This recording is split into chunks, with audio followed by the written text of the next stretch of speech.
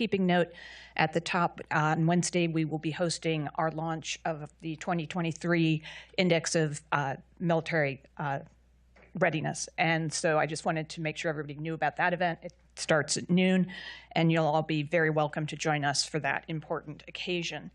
I also wanted to very quickly say a very strong word of thanks to my dear colleague, Jim Carafano, who has been leading this effort very ably on the part of Heritage. And one other person who will be joining us over the course of today, who's not yet here, but I think is going to be a very important presence, is Ludovic Hood, who I know because he served on the National Security Council staff with me during the Trump administration, but he is currently serving as the senior advisor to the special envoy to monitor and combat anti-Semitism at the State Department.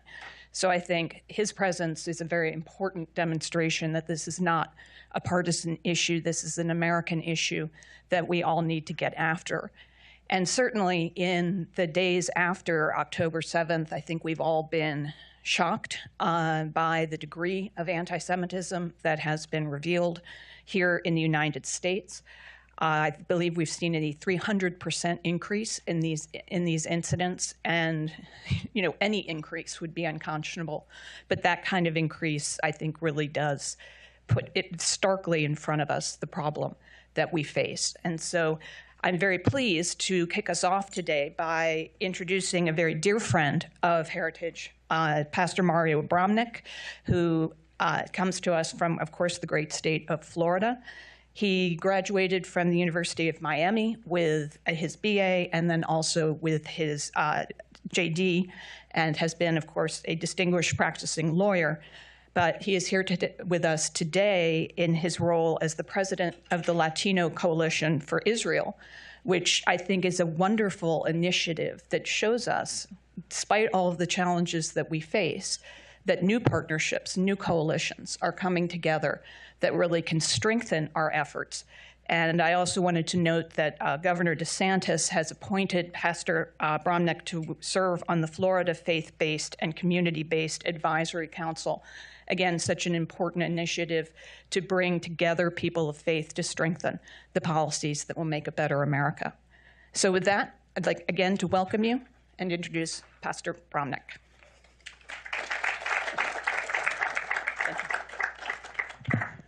Thank you so much. It's an honor to be here. Thank you so much, Victoria Coates and the Heritage Foundation for doing a phenomenal job in hosting us. I want to thank our colleagues and chairs, James Carafano, who's taking the charge for Heritage, has been working for many years in combating anti-Semitism, our dear friend Eli Kohanim, and Luke Moon, part of the chairs of this national task force. Since the horrific atrocities committed by Hamas against innocent Israeli babies, children, men, and women, and the start of the Israeli-Hamas war, we have witnessed an alarming rise in anti-Semitic incidences in the United States. Pro-Hamas rallies with upwards of almost hundreds of thousands of participants across our nation, the unveiling of the vehemently anti-Israel indoctrination and vitriol from college campuses and universities, which has given rise to more than 400% increase in anti-Semitism since the onset of the war. The situation in America is explosive and unfortunately looks like it's going to get worse. As a result of what we see happening on the ground, we are launching this national task force to monitor and combat anti-Semitism.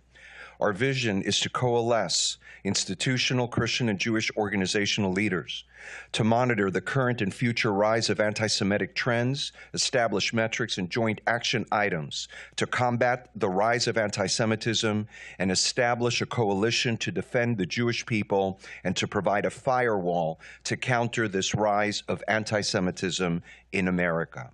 The objective of the task force is to link together organizations to facilitate information sharing, crisis response, establish working groups to develop action plans for the next 12 months and beyond, identifying, highlighting, combating malicious activities and actors directing and significantly contributing to this anti-Semitic activity in the United States so that no American would be harmed by this kind of hatred.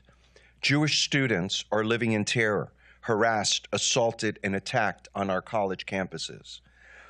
The calling for genocide of Jews is now acceptable by presidents of our Ivy League institutions.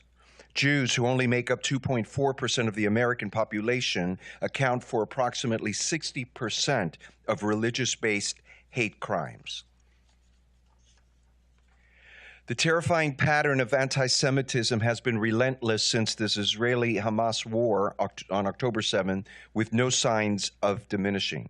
Jewish communities across our country reporting acts of violence, intimidation, abuse, physical and verbal. Acts of anti-Semitism are unfortunately now a new normal. It seems as if we're living on the eve of World War II. The dimensions are enormous and incomprehensible. And part of this task force is to adopt a zero-tolerance approach to this new wave of anti-Semitism in America. Anti-Semitism isn't just anti-Jewish, it is anti-Christian, anti-American, anti-Western, driven by unholy alliance between radical progressive leftists and Islamists who hate our Judeo-Christian values, who hate our nation and who hate our religious liberties, which have been the foundation of our nation since its inception. We are seeing unholy alliance, strange bedfellows, pro-Hamas, pro-Palestinian Islamists aligning with BLM, Antifa, LGBTQ plus progressive leftists, and unfortunately we're also seeing a rise of anti-Semitism on the right. Those with different endgames bent on the destruction of Israel and quite frankly on the destruction of our nation. With these unholy alliances, it's time to establish what we're establishing here, which is a holy alliance, united against common value, decency, and the protection of our Judeo-Christian values.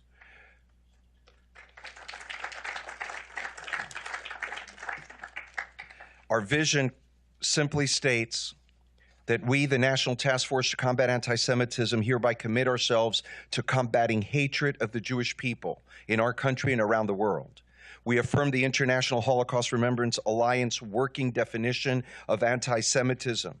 Anti-Semitism is a certain perception of Jews which may be expressed as hatred towards Jews. Rhetorical and physical manifestation of anti-Semitism are directed against Jewish and non-Jewish individuals and or their property, towards Jewish community, institution, and religious facility. We denounce anti-Semitism in a spirit of compassion and friendship, aware that education about the evils of this hatred is a moral responsibility for all people. We recognize that anti-Semitism in any community, including our own, demand condemnation. We recognize that anti-Semitism is a poison in any society and that threats to the Jewish people will spread to threats to Christians and to all people of conscience. We condemn any attempt to delegitimize, boycott, divest sanctions on Israel or bar Jews from participating in academic or communal association. We recognize anti-Zionism and anti-Semitism are manifestations of the same hatred against the Jewish people. We affirm the right of the Jewish people to live safely and securely in their ancestral home, and that modern state of Israel is essential towards that security. At this time, it's a great honor to introduce via video Ambassador Ronald Lauder, who is the president of the World Jewish Congress, has done tremendous work in his support of Israel and support of the Jewish people throughout the world. I am now honored to introduce to you Ambassador Lauder. It's my great honor to welcome all of you today to this very important conference at Heritage, Combating Anti-Semitism in the U.S. I'm sorry not to be there in person, and I can't thank this coalition, Heritage, enough for raising this topic.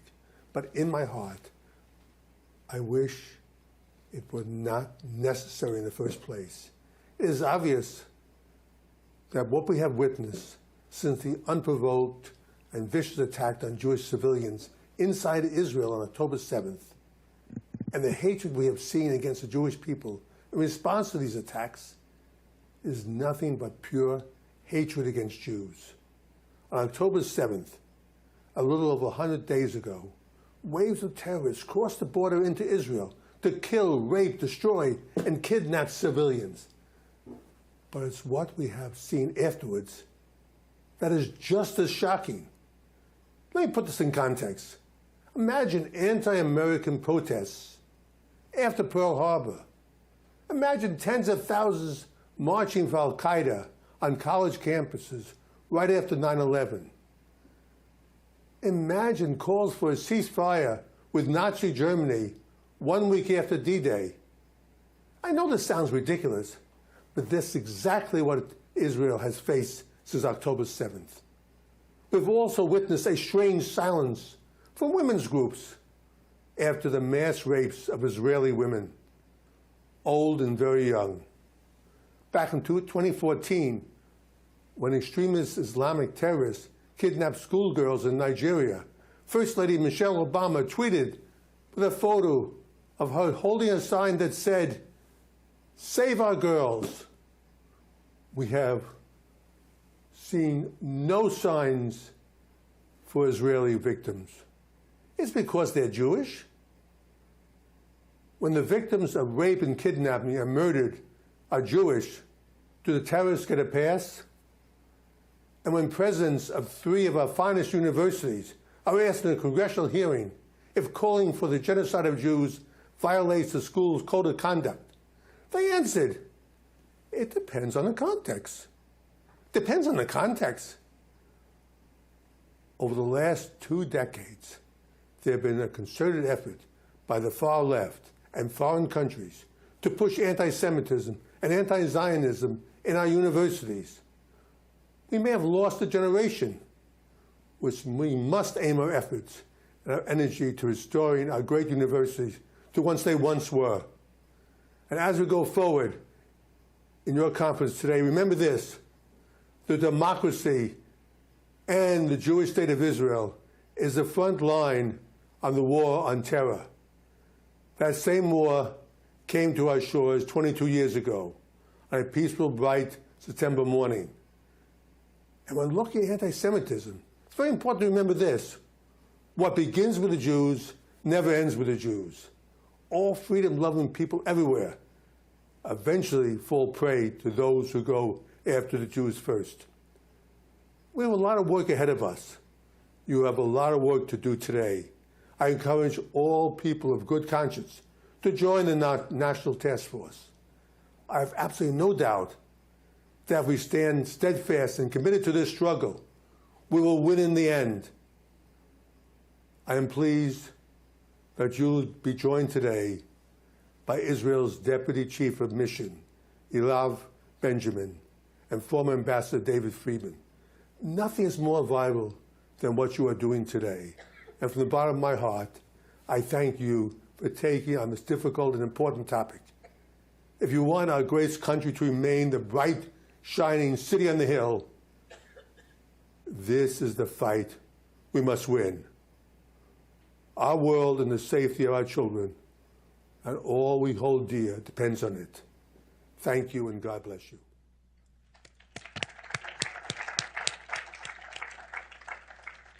Good morning. I'm Eli Kohanim, a proud co-chair. Thank you. A proud co-chair. Thank you.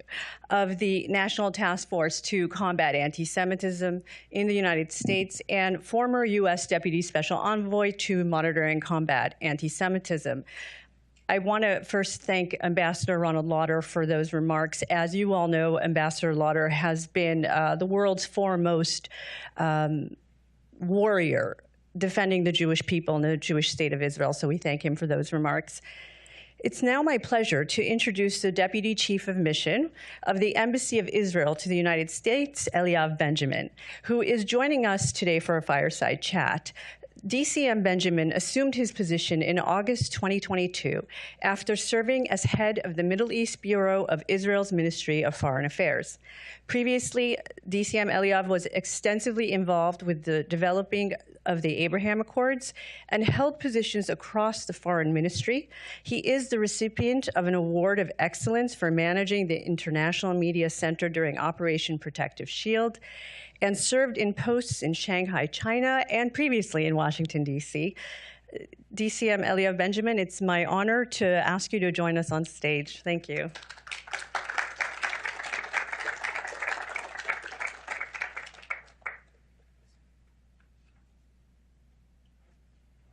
Good morning again. And thank you.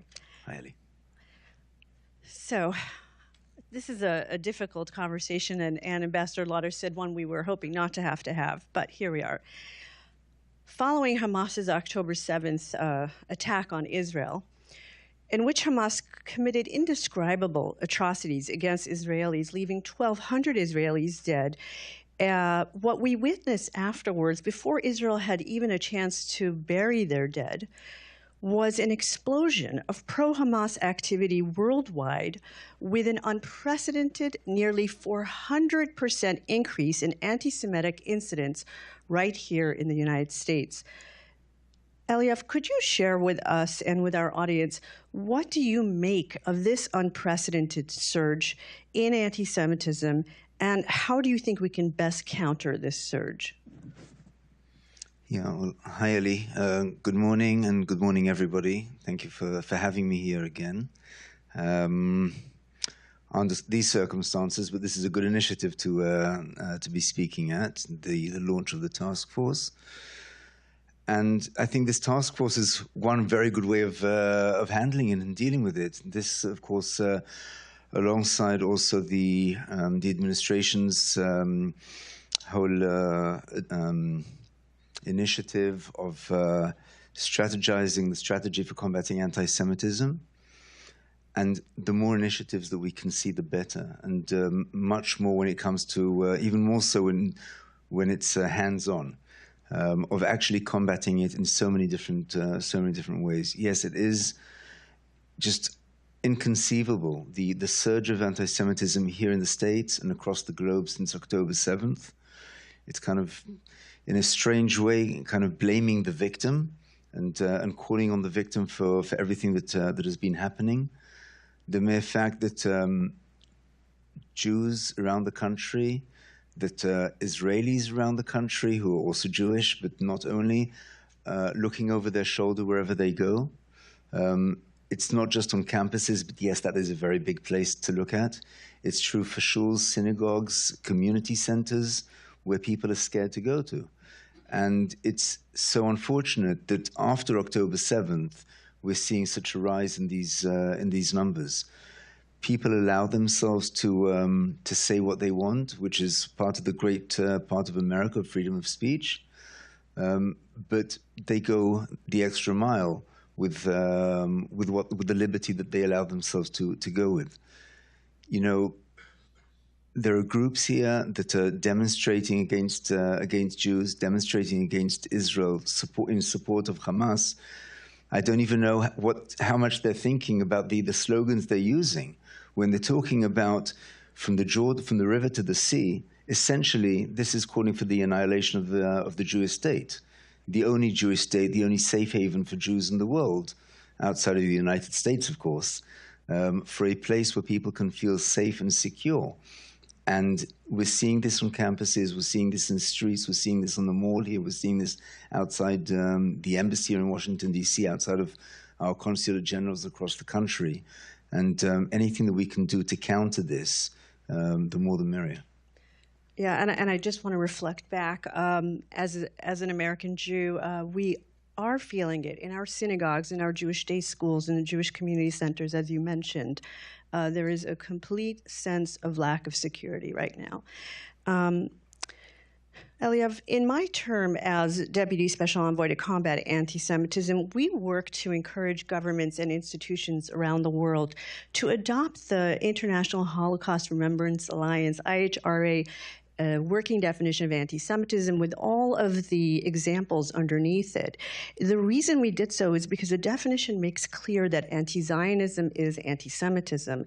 Could you comment on that notion? Is anti-Zionism indeed anti-Semitism? And if so, how should the international community address this particular form of hate? So to be clear, the answer is absolutely yes. Anti-Zionism is anti-Semitism, period.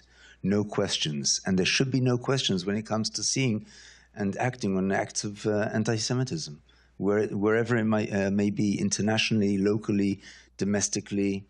And yes, the IRA definition, what's known as the IRA definition of anti-Semitism, is the working term that we all use, and that hopefully we can see more and more states across this country adopt. Not all states have yet adopted it. We hope to see all of them adopt it. We'd like to see sports clubs adopting it, universities adopting this, cities across the country and across the globe. It all starts with defining anti-Semitism. When you know how to define it, you can then also move on to the next stage and actually act on it and call out anti-Semitism wherever it comes up. Yeah, thank you for that clarification. Indeed, we find even with law enforcement sometimes, I'm thinking specifically the Colleyville, Texas synagogue hostage situation where the FBI took some time to identify the event as an anti-Semitic hate crime, and I think it's because they were not clear on the definition. Today, DCM Eliav, we are launching this national task force to combat anti-Semitism in the United States, and part of the work the task force aims to do is strengthening the U.S.-Israel bilateral relationship. From your perspective, could you give us an assessment today? How is the U.S.-Israel bilateral relationship doing? What aspects of the relationship do you think need strengthening that you would recommend our task force work on?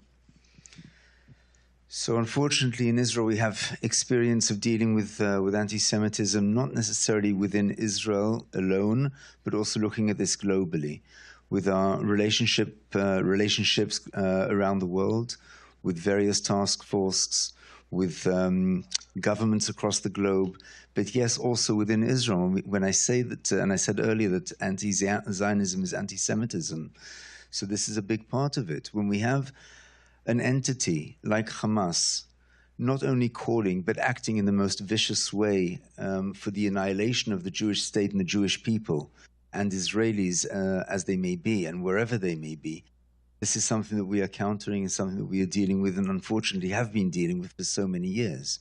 We've been working very closely with this administration, with previous administrations, with Congress, of course, on identifying ways to combat anti-Semitism. And I think it starts first and foremost with education, and something that we're seeing in places around the country here, but we are calling for more implementation of teaching about the Holocaust and teaching about what we call the conflict, the Israeli-Arab conflict, in the right way, not in a biased way.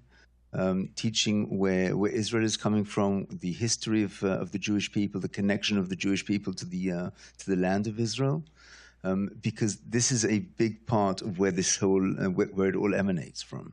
Understanding the background, understanding the history, and then we can move on to the next part, which is also actually the enforcement of, unfortunately, where there are acts of anti-Semitism, to act on it. To act on it first and foremost in prevention, but then afterwards to act on it on dealing with anti-Semitic incidents.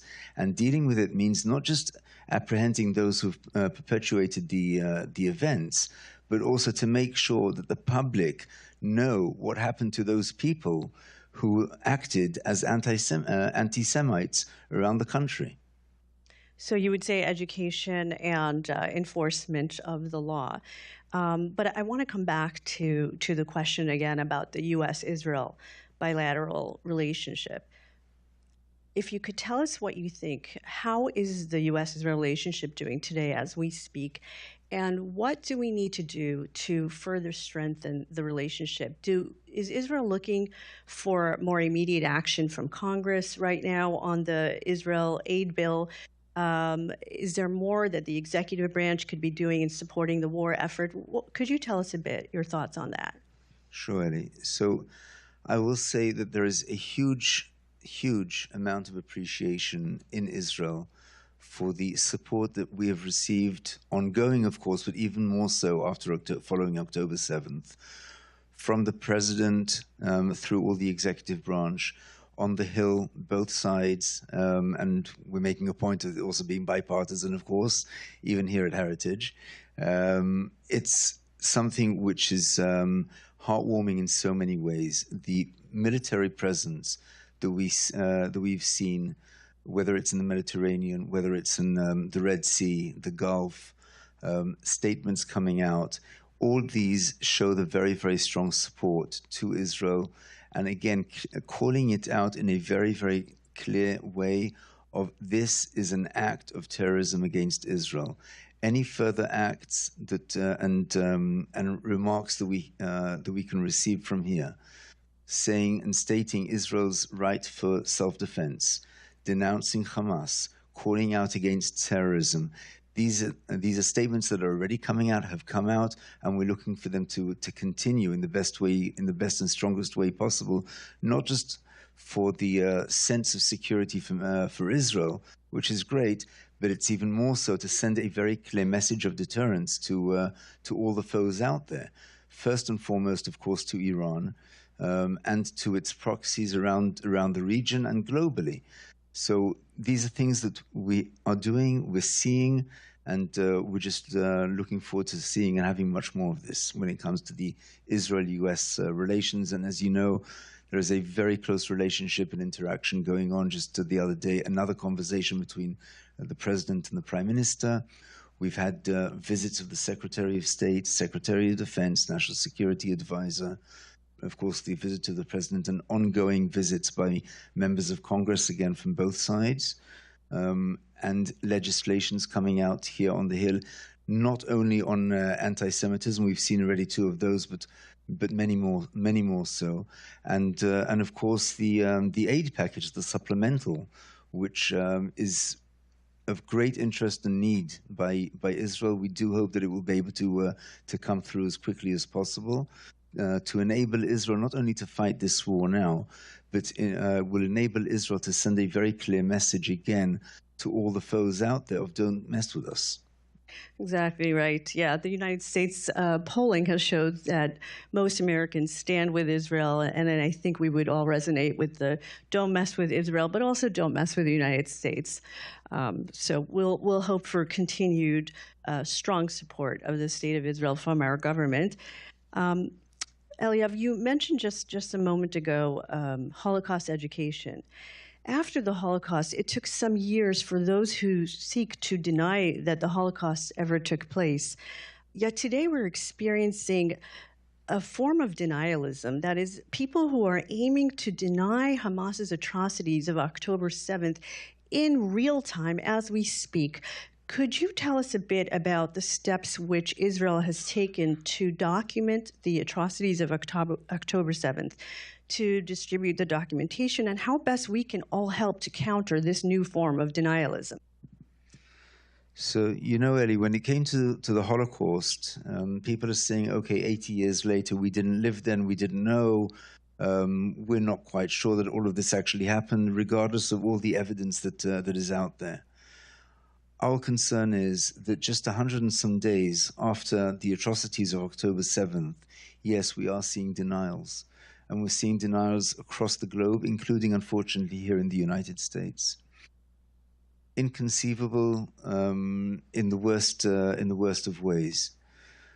One of the things that we have done now that we have not done in the past is released videos, and basically a collection of videos of evidence, of testimonies, of what happened actually on October 7th, of raw footage, which some of it is very difficult to watch. We are showing this to very select audiences to remind people what actually happened and to help educate people of what happened. When I walk around with this bracelet here, which says never again means never again, we all remember where the first never again came from. And the idea is that people really do remember and act on it.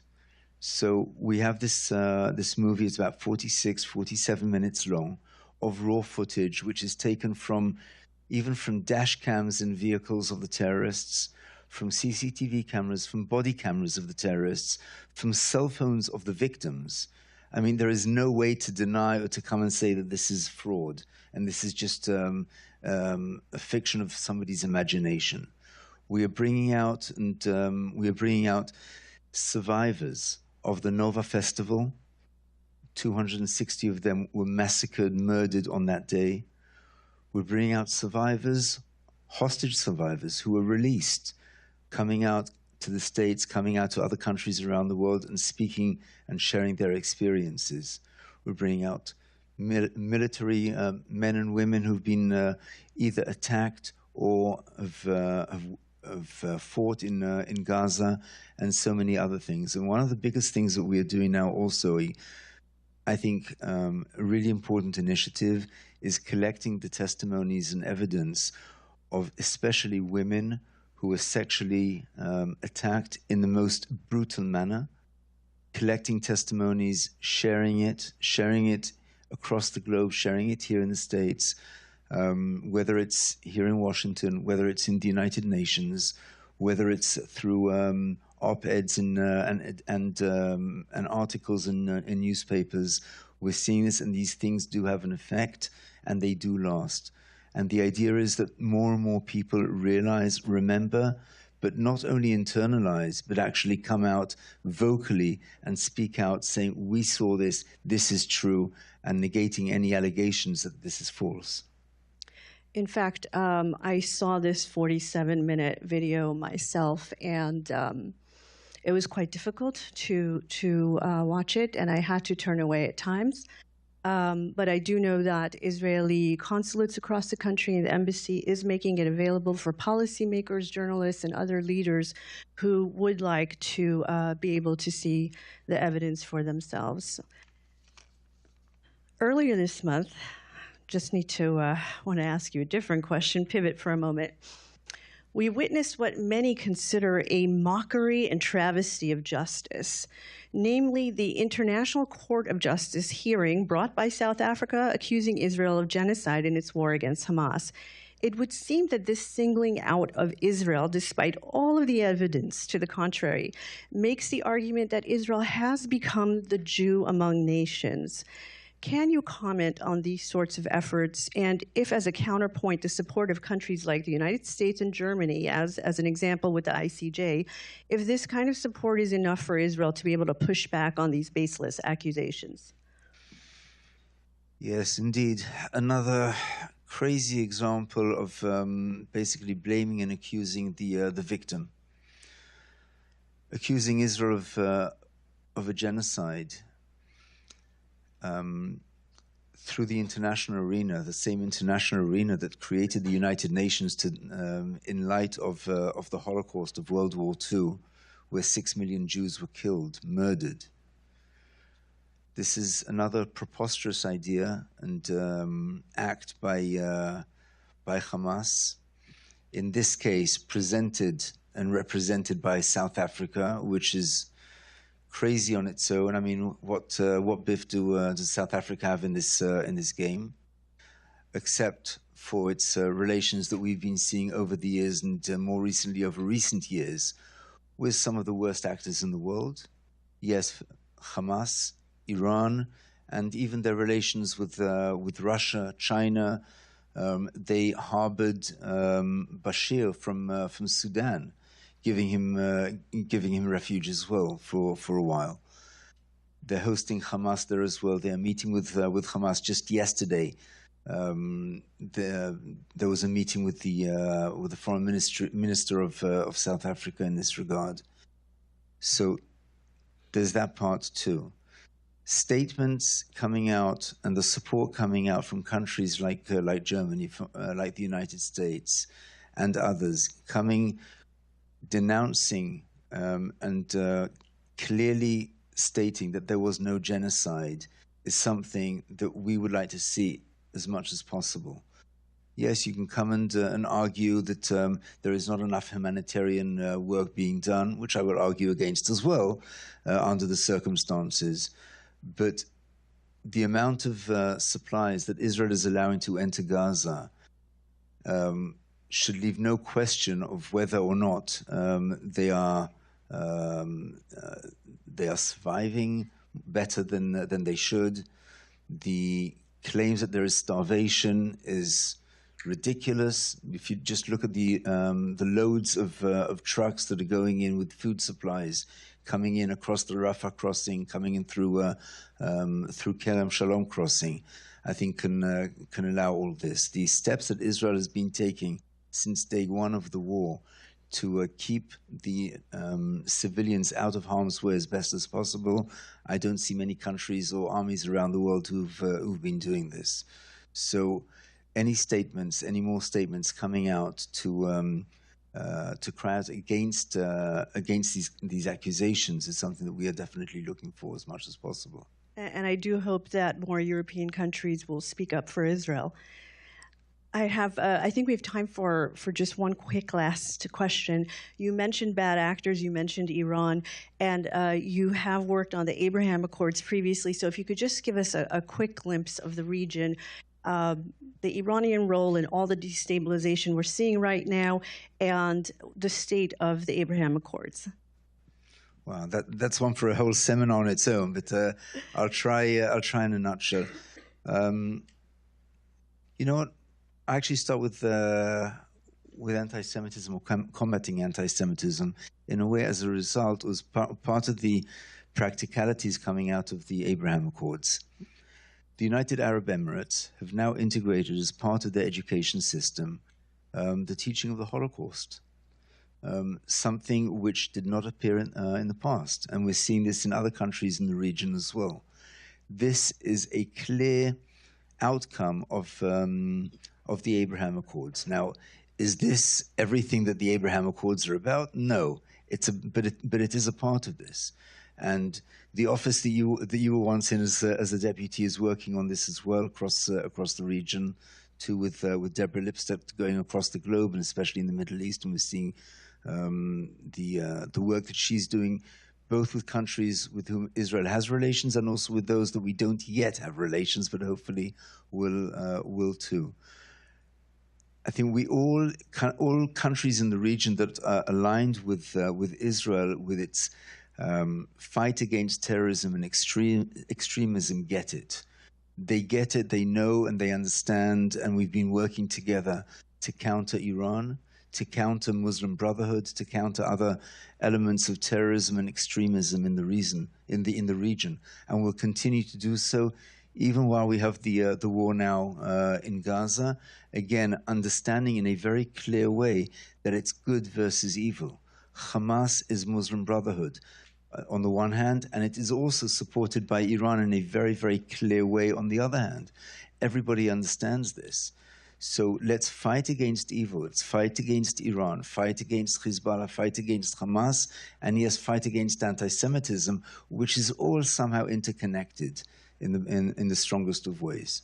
Absolutely. I think we are all dedicated to the fight against evil that has risen since October 7th, but I know together, and especially with this task force, we're going to fight that evil down. So Deputy Chief of Mission of Israel to the United States, Eliav Benjamin, thank you so much for this conversation with us today. Thank you. Thank you, Eli. And it's my honor to invite Pastor Mario Bramnick to join us. Thank you so much. At this time, we are very honored to have remarks via video from a dear friend of ours, Ambassador David Friedman. Ambassador David Friedman served as a senior advisor and ambassador to Israel to President Trump's administration with the historic pro-Israel and even anti-Semitism movement of the Trump administration, starting with the move of the U.S. Embassy to Jerusalem. We now introduce Ambassador David Friedman.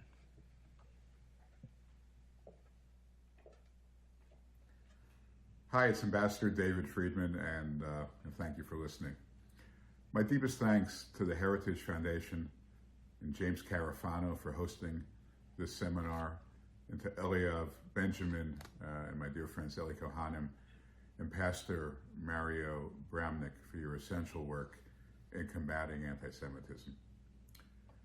Before October 7th, anti-Semitism was on the rise, disturbingly so. We were observing a marked increase of violence against Jews, as well as far too many incidents of overt and covert discrimination and verbal abuse. But since October 7th, anti-Semitism has become a full five-alarm fire. Even before Israel responded to the brutal attacks of October 7th, to the murder, the rape, the torture, the kidnapping that was inflicted on so many innocent civilians. Even before that, the pro-Hamas forces were out in number. Professors on college campuses voiced their exhilaration at Hamas's accomplishments. Students at elite universities gathered to celebrate this resistance to the so-called occupation. And the streets were soon filled with vile, ugly, and hateful demonstrations that piggybacked on the violence and anarchy of other progressive movements. From the river to the sea, shouted the protesters without the slightest ability to identify either. Globalize the Intifada was another refrain, again shouted by people unfamiliar with the term or its meaning. Most of us were caught off guard, deeply shocked by this anti-Jewish hate. How could people who purportedly stood for women's rights celebrate the rape of women? How could people who purportedly stood against the abuse of children celebrate when children were burned and beheaded? How could people who stood for gay and transgender people side with an organization that summarily executes them? It just made no sense. Of course, those of us paying attention may have been shocked, but we certainly were not surprised. This had been building for some time. This global intifada has been gaining ground for years on college campuses, in progressive confabs, and in organized movements like Black Lives Matter and Defund the Police. The key word here among all these groups, as they use it, is intersectionality. The world is said to be made up of two components, the oppressed and the oppressors, those of color, those who are white, those in power, those who are not. No nuance, no context, no excuses. If you are on the wrong side of the identity spectrum, you are guilty. And Israel, of course, is on the wrong side, according to these groups. It's on the wrong side of this identity calculus. Actually, unfairly so. Israel's not a white country. Around half its population are black or brown. Israel also is a minority. It's a single Jewish state, surrounded by nearly 30 Muslim nations. And Israel, unlike its neighbors, affords equal rights to all the minority groups for whom the progressive left fights so passionately. It doesn't matter. All these groups have targeted Israel and the Jewish people because that's where the money is. Anti-Semitism pays. Let's face it. Universities get massive donations from those opposed to Israel. Professors get tenure by standing against Israel. It's almost impossible to get tenure if you stand with Israel. BLM extorts money from corporations who fear boycotts. It is a cynical and hypocritical dynamic that puts Israel and Jews within the crosshairs. I don't want to minimize anti-Semitism on the right. Neo-Nazis are despicable and condemnable, but they are easily identifiable and they have not achieved, thank God, any or much institutional backing. I and many of my colleagues have been warning for years about anti-Semitism on the left. It has infiltrated and insinuated itself into the halls of the Ivy League in corporate America, along, of course, with the UN and the EU. And it has achieved extraordinary power. You can walk into a cocktail party in Manhattan and spout Nazi rhetoric, and you will be shown the door. But if you express the conviction that Israel should not exist, you will probably be poured a drink. That's the difference, and that's the danger of progressive anti-Semitism. And many organizations are now coming to this realization. Unfortunately, they're coming to it far too late. What can we do now? I'm not a strong proponent of trying to change the hearts and minds of anti-Semites. I'm not sure that they are possessed of either. From my perspective, and I know everyone listening is thinking about this, coming up with their own ideas, and everybody should really think hard, and I encourage all good solutions. Here are my top 4 for what it's worth. Number 1, take away their money. Hate groups must lose their tax-exempt status, and universities that don't protect their students should lose their government funding. Take away their money. Congresswoman Elise Stefanik's questioning of the presidents of Harvard, MIT, and Penn was seen 1 billion times, and it shocked many people. The political climate right now is ripe for us to do much more. Number 2, beef up law enforcement on federal, state, and local levels.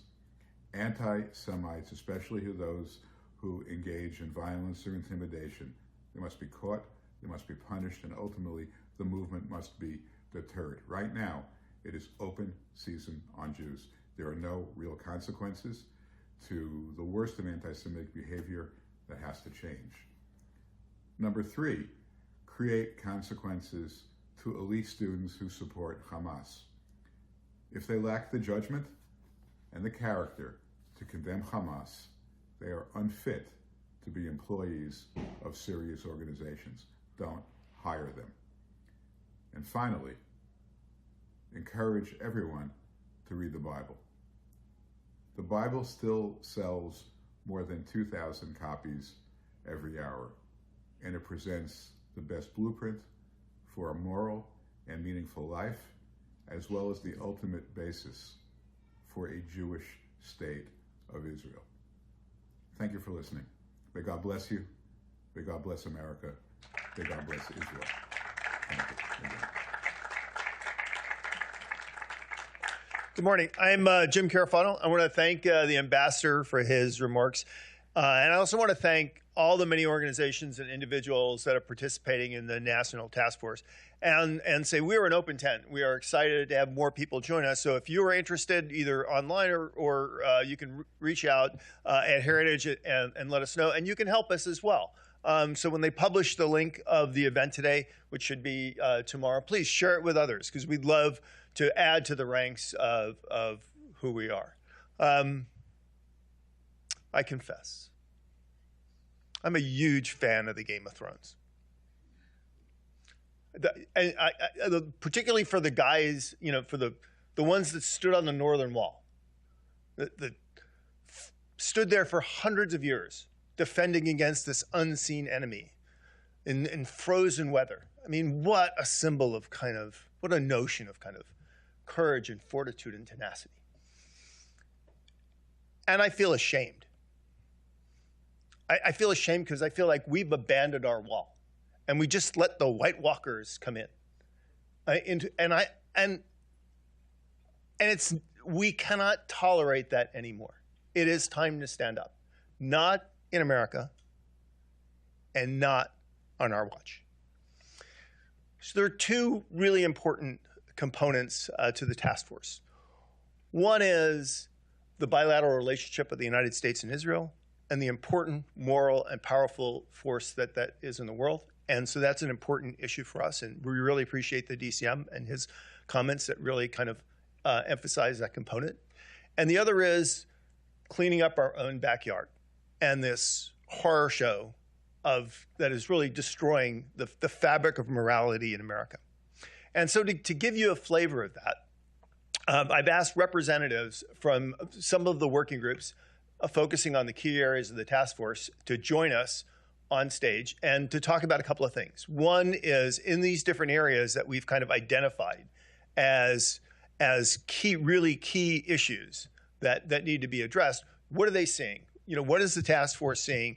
And then talk a bit about what are the key steps that we need to take. And it's interesting to hear Ambassador Friedman because they didn't practice this, but you'll hear I think a lot of commonality in some of those ideas. So I'm going to ask them to come up. I'm going to ask them each to introduce themselves very briefly and then kind of talk about their area. And then we're going to have a conversation among the group, which I think you'll find quite fruitful and helpful. So can I get the panel to step up to the stage here?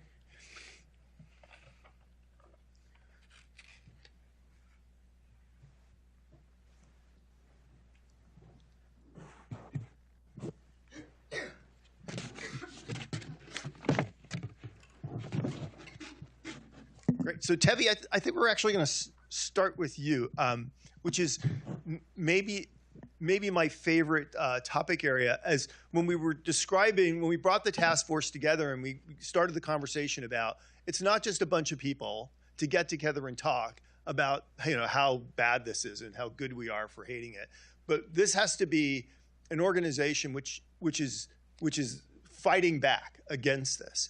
And so the first kind of critical issue is to kind of say, well, where should we fight? Because good armies don't attack everywhere all the time. They attack in the places that are most important and most meaningful and most important. And so one of the discussions was really on this notion of civil society, which kind of incorporates this kind of large expanse of NGOs and think tanks and advocacy groups and all this stuff. And somebody said, no. He says, you're not fighting civil society, you're fighting uncivil society. So I think that would actually be a great title for the working group. But Tevi, let me kick it to you, and let me just ask you to introduce yourself and talk a bit about what you guys are seeing and what you think some of the important responses are. Great. Thanks, Jim. I'm Tevi Troy. I'm a former senior government official. I was White House official in the George W. Bush days. I'm also a presidential historian, and I worked with Heritage on an article that I did 6 months ago about anti-Semitism, its rise in America, and what we can do about it. And so after October 7th, when we came up with this idea of doing the task forces, Jim did reach out to me, which I appreciate, and came up with this idea of having me work on the civil society, the uncivil society. But I think I don't want to drop the word civil society because there are positive groups that are having a good impact on the debate. I don't want to lose sight of that. But what we found is that after October 7th, when people were shocked by the amount of anti-Semitism out there, that there are really three things going on. Number one is anti-Semitism had left the fringes and entered the mainstream. Number two is there were no negative consequences for engaging in anti-Semitic behavior. And number three is the people who pushed back against anti-Semitism, those were the people who were vilified. And so with our task force, we tried to identify a number of groups that we thought were problematic. Because in this area, you need watchdogs. You need people who are saying, hey, anti-Semitism is a problem, we've got to push back against it. The number one watchdog for many years has been the Anti-Defamation League, the ADL. And we found that ADL has been asleep at the switch. They are supposed to be watching anti-Semitism and calling it out wherever it is. I know Abe Foxman, who was the former head of it, and I butted heads with him sometimes in the Bush days, but I knew one thing about him. He was always going to call out what he saw as anti-Semitism. And ADL in recent years has not been doing that. Now, thanks to some pushback after October 7th, I think they're slowly moving in the right direction. So under Jonathan Greenblatt, it's largely been an organization that just pushes left-wing causes instead of fighting anti-Semitism wherever it is. And I think they're kind of getting the message now that there's a problem. Another group is the Southern Poverty Law Center, which originally did good work calling out neo-Nazis in the 70s. And now they basically just call out anybody who disagrees with them, anyone on the right, and they vilify those people. So that's another watchdog that isn't doing the job. And then another group we identified is CARE, the Committee on American Islamic Relations. And anytime somebody calls out anti-Semitism, which, as has been pointed out multiple times in this conversation, Jews are 2% of the population and 60% of hate crimes are directed towards Jews. But anytime somebody points out this, CARE says, oh, Islamophobia, we've got to conflate Islamophobia and anti-Semitism. Well, no, they're different issues, and anti-Semitism is a much bigger problem in American society. I don't understand why the Biden administration included CARE as part of the conversation on anti-Semitism when the Biden administration put out their anti-Semitism plan. But I think they've slowly retreated away from that, but I think that was a problem. And then you have, in terms of the Jews and pro-Israel advocates being vilified, you have organizations like Students for Justice in Palestine, SJP, who intimidate Jewish students on campuses. I'm all for protest. I think protest is one of our First Amendment rights. But protest does not include defacing government property, tearing down American flags on Veterans Day, intimidating students who not only just have a different perspective from you, but are just a different religion from you. And so I think some of these groups have been very problematic. And I think what we need to do, and what we're trying to do with our task force, is to push anti-Semitism out of the mainstream and send it back to the fringes. Second of all, protect people who call out anti-Semitism and say, hey, there's a problem here, and let those people speak freely without consequence against them. But at the same time, we want consequences on people who engage in anti-Semitism. So we need to re-energize the watchdogs. I think there is some hope for ADL. I doubt there's hope for the Southern Poverty Law Center, but maybe we can encourage ADL to move in the right direction. I think we need to work on disclosure so we know where the funding is from these organizations, what's going on, and what kinds of activities they're engaged in. Number three is we've got to push this IHRA definition so people who are in law enforcement, whether at the Department of Education or the Department of Justice, they know what anti-Semitism is so they can act against it. And I think that's extremely important. Also, one of the members of our task force works with Christian broadcasting. I'm skeptical about the mainstream media and their willingness to partner with us on this. But Christian broadcasting, I think they are a very powerful tool, and that's one of the groups we want to work closely with in terms of promoting our efforts and what we're trying to do to push back against anti-Semitism. So that's really our plan. That's how we're going about it. We want to push, if we can't get the watchdogs who were doing the job to do the job, we want to push alternative groups. There's the Louis D. Brandeis Center that does amazing work in promoting, in fighting against anti-Semitism on campuses. So there are good actors out there in civil society. We want to push back against uncivil society. And I just want to close quickly by thanking the members who helped me write the report for the task force: Jeff Balaban, Jason Epstein, Eli Krasny, William O'Reilly, Daniel Pletka, Zev Smasson, and Linda Smith, Jews and non-Jews working together to fight against anti-Semitism. That's our goal, and that's what we're going to accomplish. Thank you. Thanks. Before we go on, I know this is a little personal, but if you just talk for a minute about your brother and what he's doing now and what he's facing, because I think that's important for folks to hear. So my brother Gil lives in Israel. He moved to Jerusalem about 14 years ago. He has 3 children who are currently deployed fighting in this terrible war against Hamas. And he speaks frequently. He writes frequently. He's a columnist for the Jerusalem Post. And he is one of our staunch advocates, one of our allies in fighting this. I feel like I'm doing everything I can on the American front to push against anti-Semitism, and he's doing what he can on the Israel front against pushing anti-Semitism. And he's really he's someone I'm so proud of. Last night I was at a party and I met someone not Jewish, and I just told him my last name, and he said, "Oh, your brother's letter in the Washington Post meant so much to me." My brother wrote this letter about how when the Tree of Life massacre happened, there's a Catholic church down the block from my synagogue.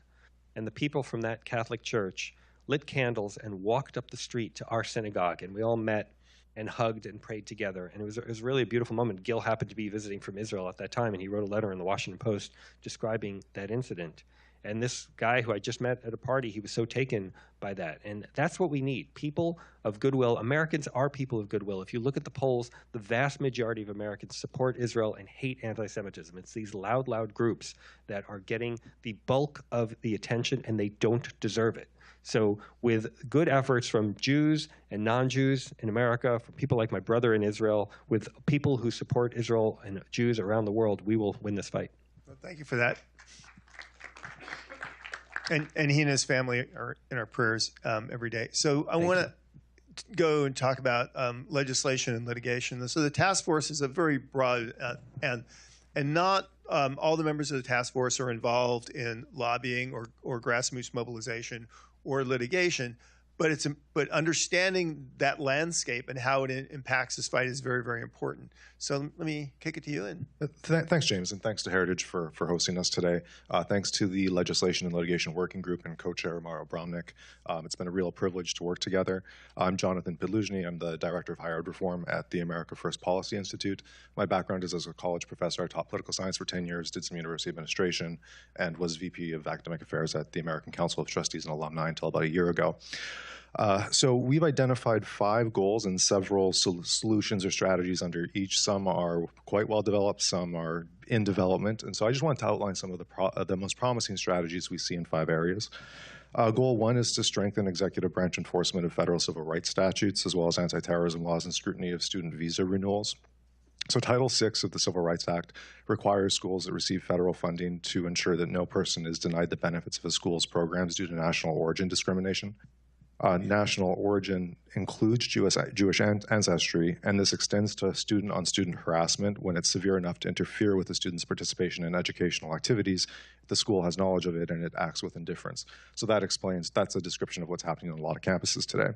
So we need to bring public attention to the Department of Education's failure to enforce this, as well as the outrageous resolution times for complaints.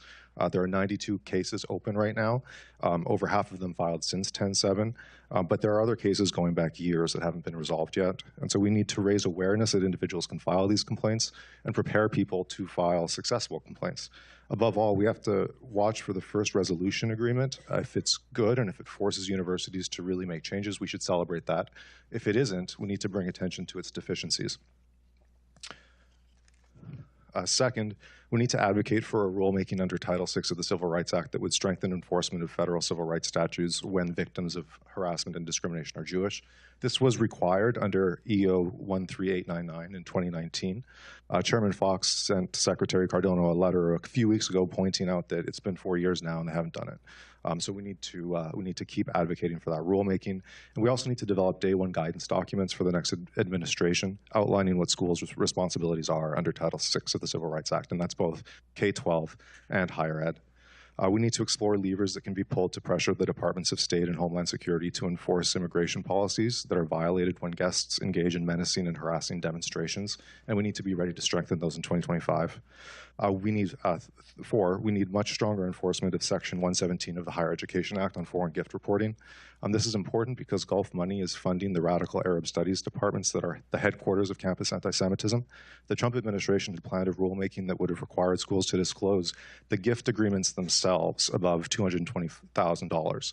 That, of course, was shelved, and perhaps even worse, the Biden administration has moved foreign gift reporting from the Office of General Counsel at Ed to the FSA, right, Student Aid Office, which is the most dysfunctional part of that department. And 5, we need to plan to strengthen the enforcement of anti-terrorism laws, including asset freezing, monitoring, and prosecution of individuals and organizations involved in terrorist groups. Goal 2, go a little quicker now, is to strengthen state application of civil rights statutes and anti-terror laws. I was talking to a state legislator last week who's been working on this issue for years, and with success, right? The state has some of the best laws on the books. Have very strong protections, includes religion specifically, right, in the state level civil rights protection, but he sees little enthusiasm to enforce these. I think what we need to do is spend a lot of time working on model guidance documents for states, right? I want a 20-page guidance document explaining exactly what universities have to do and exactly what K-12 schools have to do, right, to ensure that everyone can learn in an environment free from menacing harassment. We need to find examples. Second, we need to find examples of attorney generals who are enforcing anti-terrorism statutes proactively to address Islamist jihadis in the country without documentation or on temporary student visas, and we need to help others to replicate those. And of course, we need to advocate for the adoption of the IHRA Alliance definition of anti-Semitism to guide enforcement of civil rights statutes. About 30 states have done this, and there's legislation moving in a few more right now. Goal 3 is to defund state and federal programs that have the effect of funding anti-Semitic programs and the ideologies that fuel it. Here, perhaps the most important thing to do is to defund programs under Title VI of the Higher Education Act. So about $7 million a year goes to programs that are supposed to prepare national security professionals. Many of these are actually funding the radical Arab studies and Mideast studies departments that, again, I think are the headquarters of campus anti-Semitism. We need to develop an inventory of discretionary grant programs that are funding DEI. I think that's really important because that, for me, is the ideology that makes people susceptible to this new anti-Semitism. Let me move on to Goal 4. Goal 4 is to develop new model legislation to combat anti-Semitism at the state and federal level. Representative Steele has very, very strong legislative text in the Deterrent Act that would strengthen foreign gift reporting and restrict partnerships with countries of concern. And I think we need to develop a comprehensive approach to higher education funding reform and socialize the idea that the only way to address the root ideological causes of campus anti-Semitism is to use funding levers to force universities to focus on education instead of indoctrination. And so this is, like a comprehensive project to rethink what we fund in higher ed and how we do it. And then there are several good examples of state-level model legislation that we're working to refine. And then last, I don't have much to say about our fifth goal. The fifth goal is to coordinate litigation opportunities to protect victims of discrimination and harassment. Here, suffice it to say for now, I think we see an opportunity to play a role connecting the public interest law firms that are interested in helping those who have been victims of harassment and discrimination and the victims themselves. And so we're working on a plan to do that as well. Let me just ask you one really short follow-up question, which is the American First Policy Institute is for policies putting America first, which I'm totally for.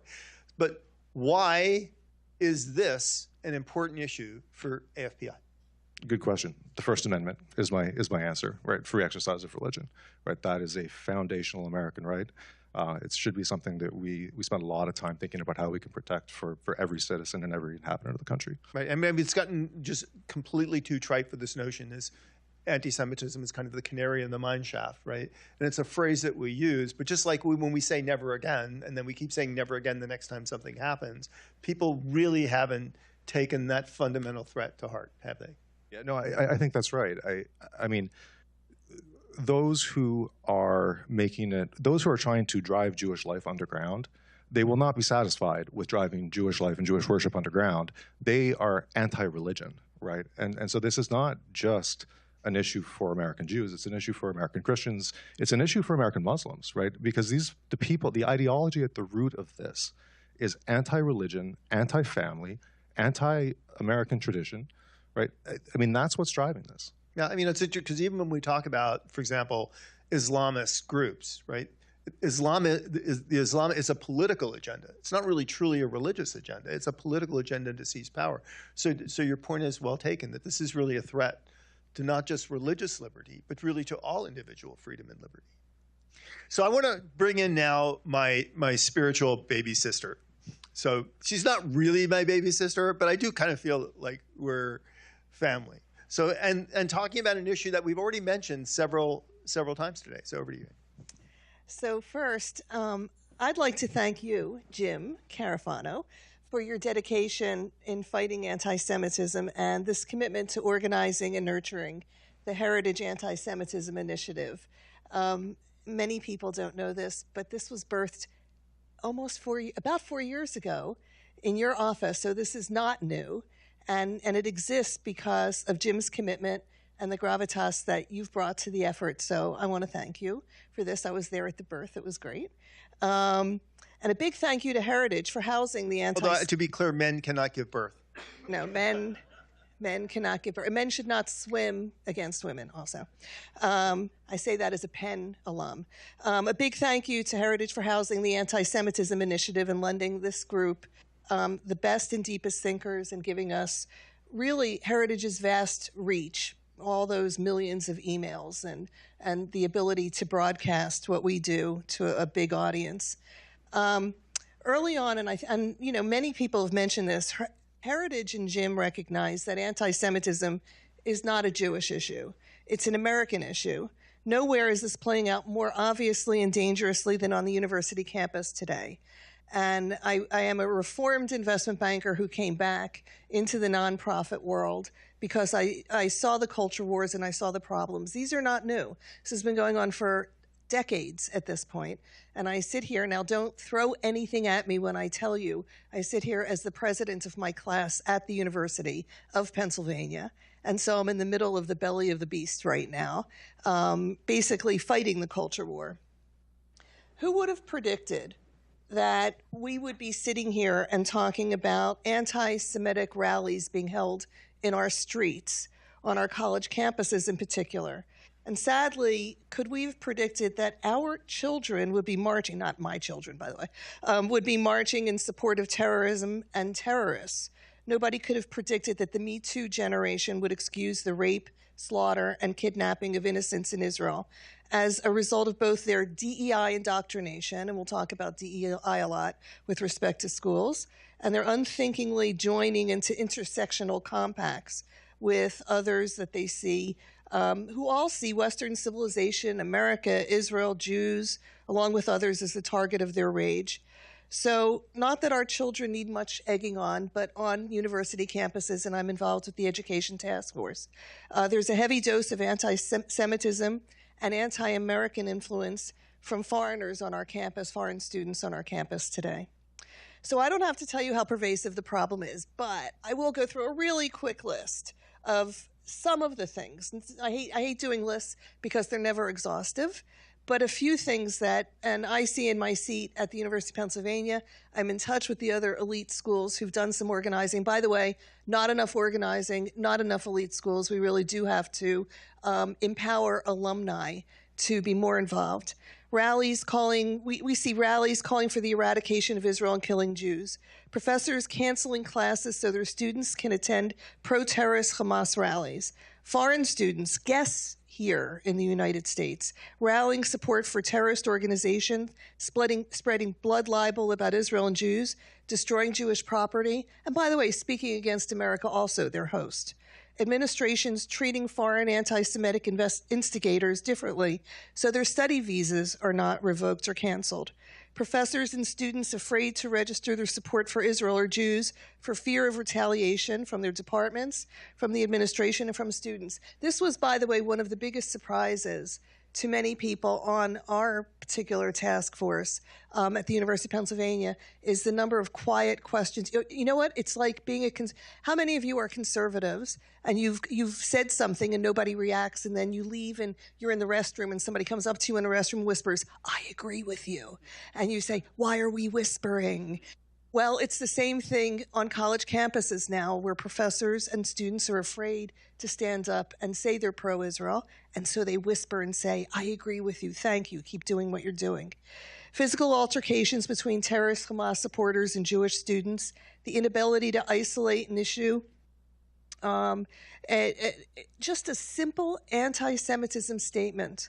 By the way, how many of you hear this? It's almost like a reactive thing. Nobody can say on college campuses we're against anti-Semitism without saying and Islamophobia also, as if they're joined and as if they're the same in degree or the number of incidents. Watching DEI officers turn a blind eye to anti-Semitic incidents because Jews are not a protected class. We are the oppressors.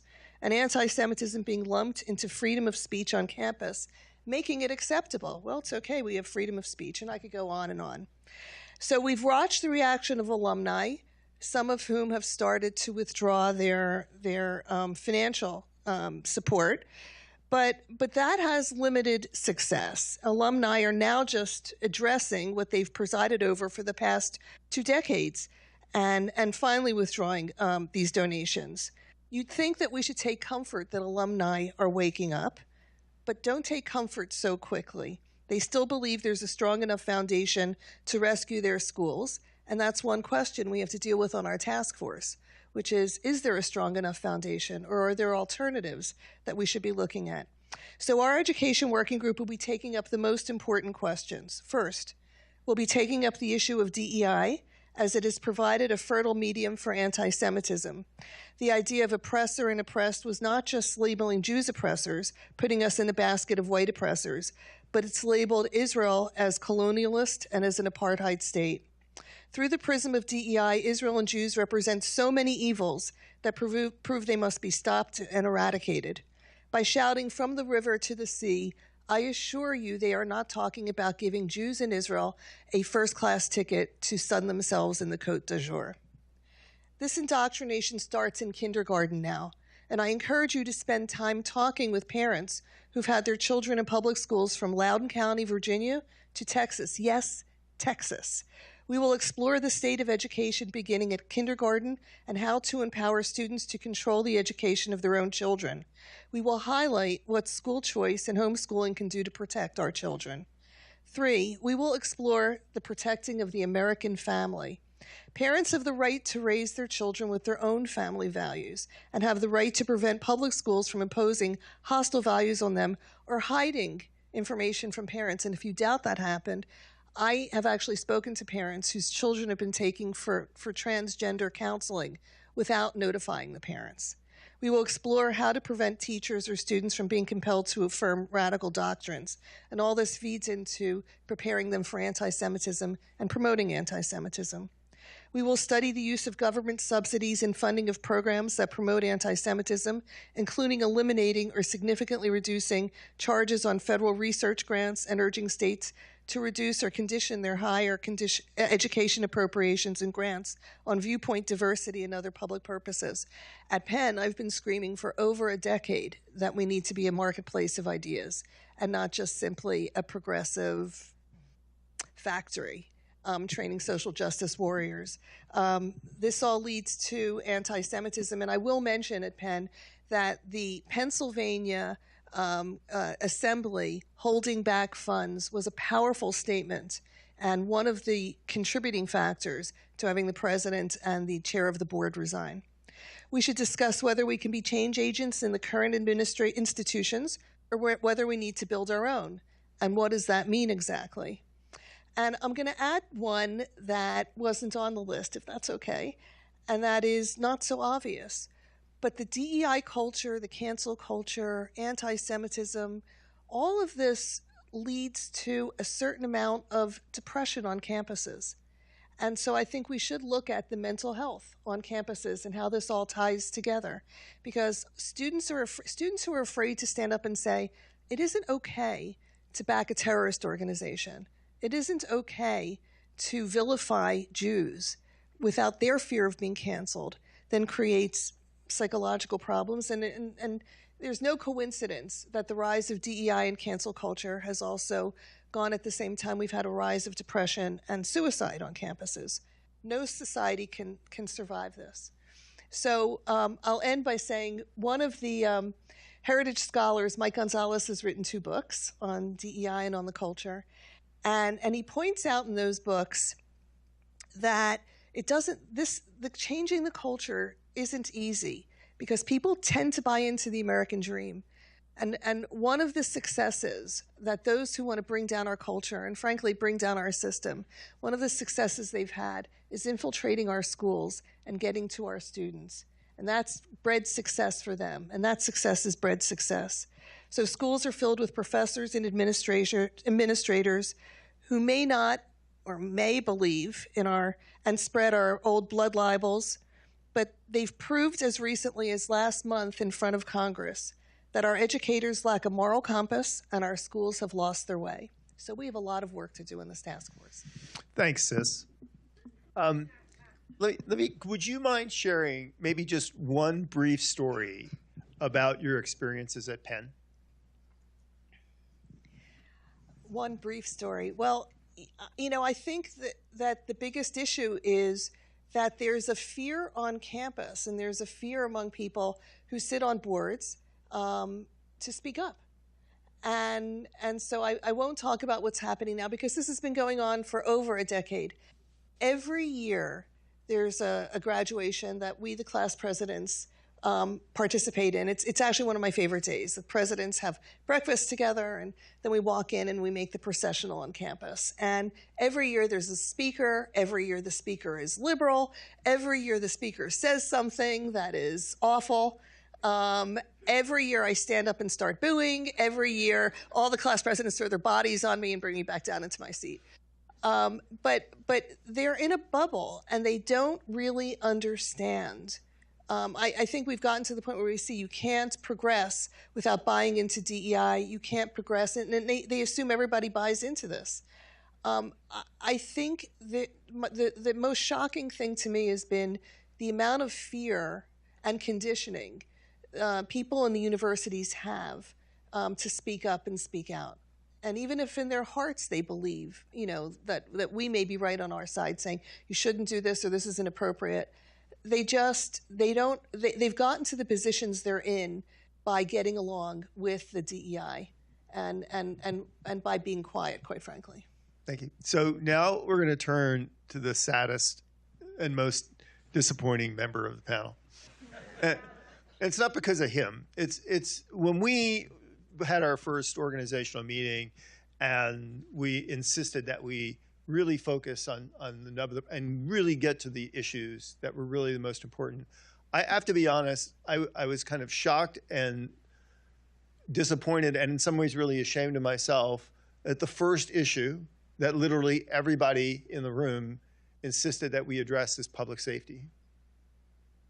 So the notion that we have to talk about protecting Americans from other Americans who simply want to live their own life in this country, in this day, I guess I just wasn't prepared for that. But having said that, you guys have done great work.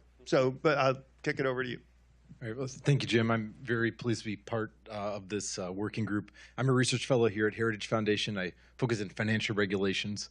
But prior to Heritage, I worked as a lawyer with Richard Heidemann, suing state sponsors of international terror on behalf of U.S. victims. So thanks for having me be part of this. So our working group dealing with security, we wanted to first dive into the severity of the problem. And I know a lot of us are aware of these numbers, but I wanted to briefly go over them.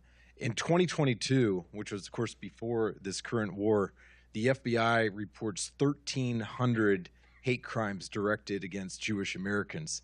And these aren't free speech issues. These are actual crimes. We're talking about nearly 800 property vandalisms, over 100 assaults, numerous homicides. And this, of course, has only worsened over the past 3 months. ADL is compiling in real time hate crimes against Jewish Americans, and according to them, the levels that we're experiencing today are about 3 times what we were experiencing just 1 year ago. So since October 7th, when Hamas entered into its latest war against Israel, there have been over 500 vandalism cases against synagogues and Jewish property owners, nearly 1,400 cases of harassment, which once again, that goes beyond just speech. That's actual harassment. More than 1,300 anti-Israel rallies, and we have documentation of hundreds of those rallies, including explicitly pro-Hamas, pro-terrorism content.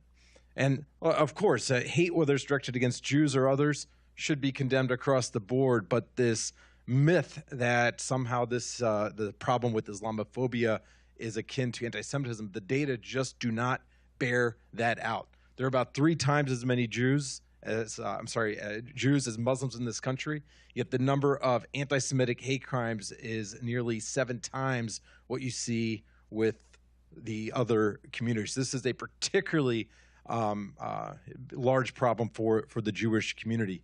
And just to put some real faces to some of these stories, just about a month ago in California, there was an elderly gentleman about my parents' age. He was at a pro-Israel rally in California, ended up being accosted by one of the pro-Hamas rioters. He didn't make it. He ended up in the hospital and never made it out. There was an elderly couple. He died. He was murdered. Yeah, he's being prosecuted now for involuntary manslaughter, and the one who's being prosecuted happens to be a college professor in California. There's an elderly couple in Beverly Hills heading to their synagogue just about a month and a half ago, and they were targeted because they were walking to synagogue. They were mugged on the way to synagogue.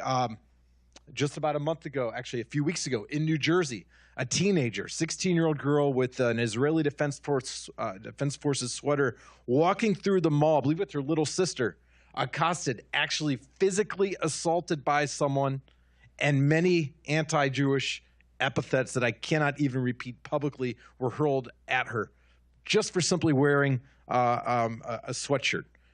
And then, of course, we have the so-called pro-Palestinian rallies that have been occurring across the country. For those of us that are here in D.C. often, We see this regularly. I was at Union Station just about a week and a half ago where the protesters were blocking traffic, spraying graffiti, tried to enter the premises.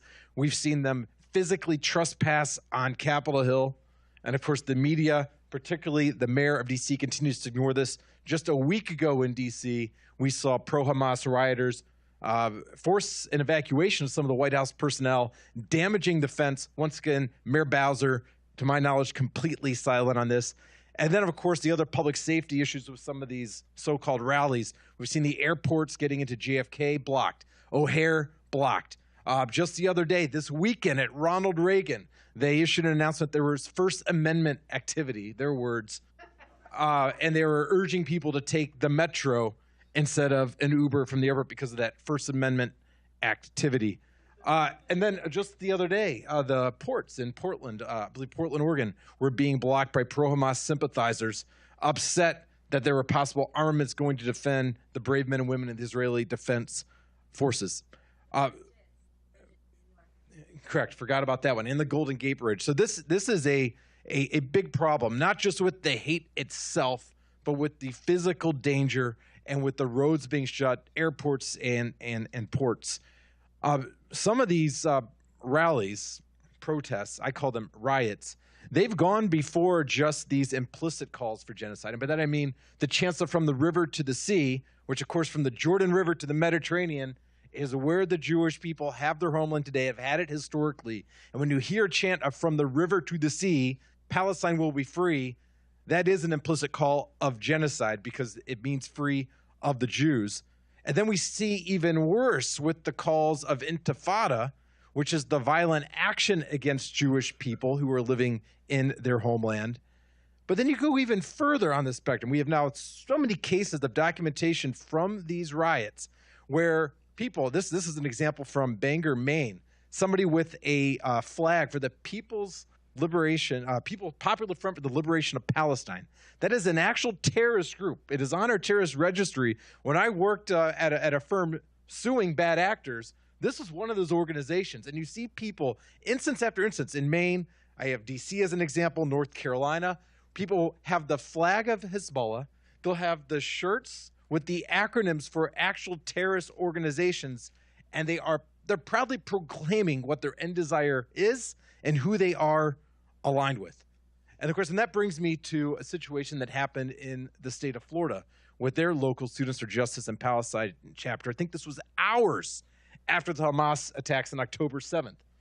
And what did that organization do?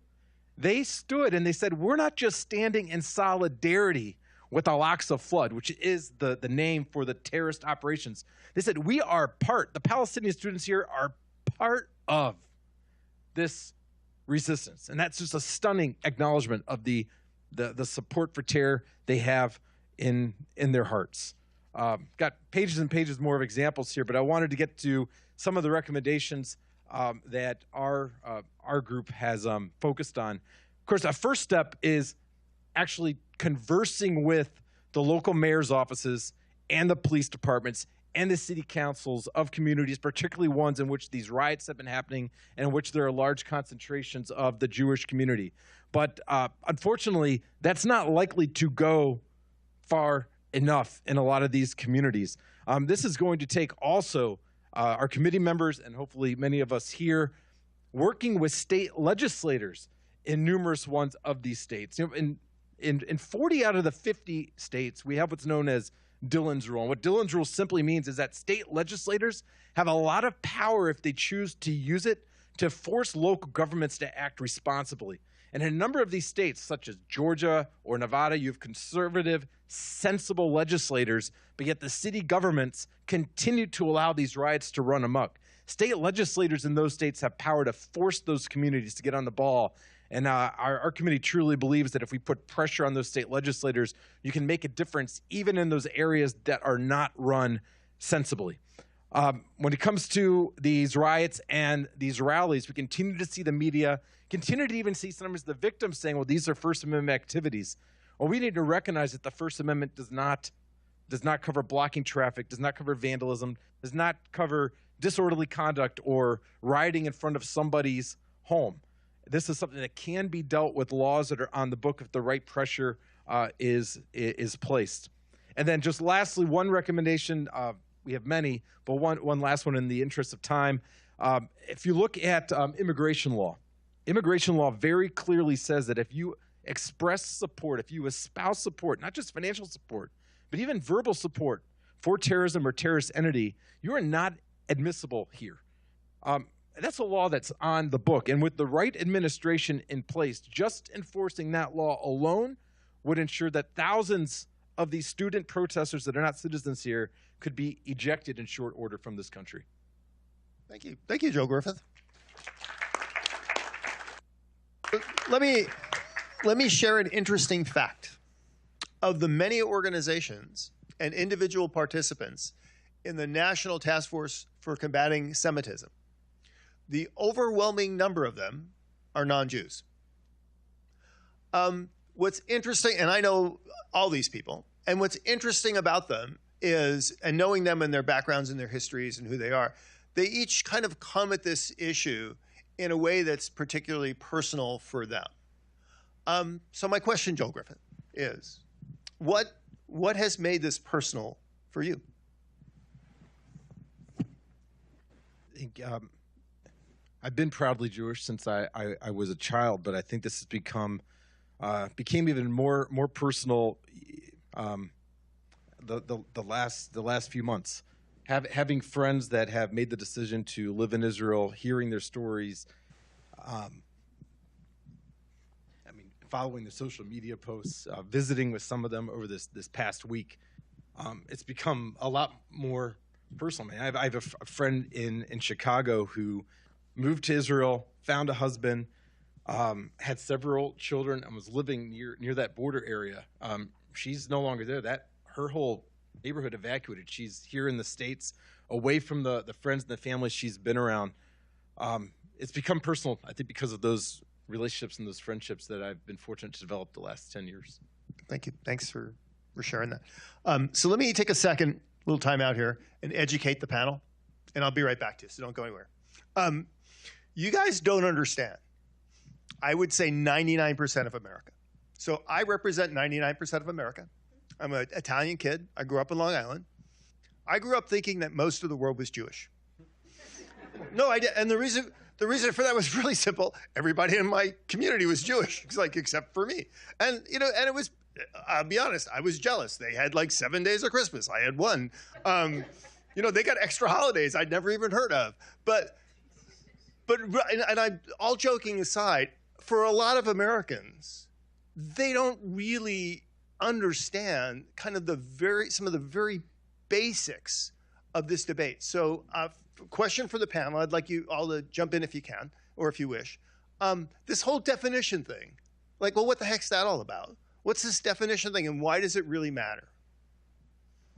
So Tevi, you want to lead us?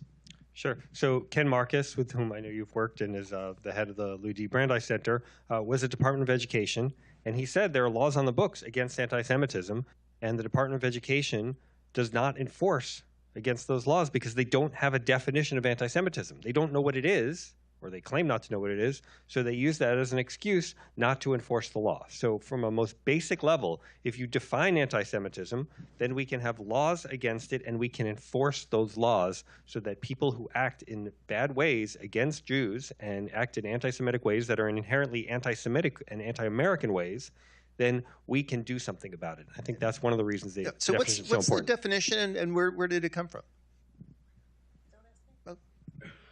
The definition is short, and I won't try to get at it from memory, but one of the great values of the definition is that it includes about a page of examples. And the examples help to make clear that delegitimizing Israel is anti-Semitic, arguing that it should not be a country, or grotesque double standards, right? That's also anti-Semitic. And so it's the examples that I think are the most valuable. Right, and again, 30 states have adopted the definition at last time I looked, and many of them include those examples, right? And so those examples should help, the Department of Education to articulate to schools what their responsibilities are. Yeah, the definition is particularly important in those education settings, and there's a lot of particular examples given. If you, for instance, deny the right of the right of the Jewish people to have their own indigenous homeland, that fits one of those parameters: anti-Semitism, applying double standards to Israel. And there's a lot that are particular to Israel. But the reason why that's important is that when you're a university, and let's say you have a pro-Israel student group, and there are hecklers that come in, they try to shut it down, they try to block it. You know, a university could say, well, that's just anti-Israel behavior. Sure, it's not tolerated by the rules, and it might not be lawful, but you know, these are just college students being college students. If you can show that behavior, and say blocking a Jewish student group from actually operating, if you can actually show that behavior is anti-Semitic in nature, that's where the federal civil rights law come in. And that's where, if you have the right administration, you can tell that university, if you continue to allow these students to shut down the activities of these Jewish students or create a hostile environment, then you're going to lose your federal support. And that's why that definition is so important. So, please. Well, I just wanted to add one thing, and it's a really important distinction, right? So menacing harassment is obviously not free speech. When groups' behavior makes it impossible for a Jewish student to have equal access to educational activity, that violates Title VI of the Civil Rights Act. But there's a whole lot of speech that is anti-Semitic and hateful that is protected. One of the things the definition does is it helps administrators to say, yeah, that may be protected by the First Amendment at a public university, but it's hateful, and decent people don't say that, right? And so it helps them to be clear about what good people and decent individuals, like what reasonable criticism of Israeli policies are and what hateful criticism of Israel looks like. And calling that out is the very first responsibility of a university president. So what I'll add to that is universities, private universities, usually have a different set of standards for behavior at the university that goes beyond the First Amendment and actually reins in the First Amendment, so that you have the First Amendment protection. This is, you know, state universities would and public entities would have to follow that. But in a private entity, you theoretically could say there's certain behaviors which are against our code. And it's not, and it's our behavior, and we enforce it, you know, internally. And so one of the things that was very confusing when college presidents were testifying in front of Congress, and they kept saying, well, we live by the First Amendment. Well, they actually don't live by the First Amendment. There's plenty that happens on campus that's reined in or stopped because it doesn't meet the internal university code of conduct. And so I think it's very helpful to have IRA, but it's also very helpful to say, well, there's a code of conduct that you step across when you exhibit certain behaviors that are anti-Semitic, that don't meet your code of conduct. And the way that I put it is, for those universities, is the Nazis have the right to march in Skokie because that's public property and that's public. But you don't have to personally give them the microphone. And so the universities don't have to give anti-Semitic groups the microphone to spout anti-Semitism and then hide behind the First Amendment if they're private universities. Okay, and so for us people, the definition, the IRA stands for, the letters stand for? The International Holocaust Remembrance Alliance. Okay, thank you.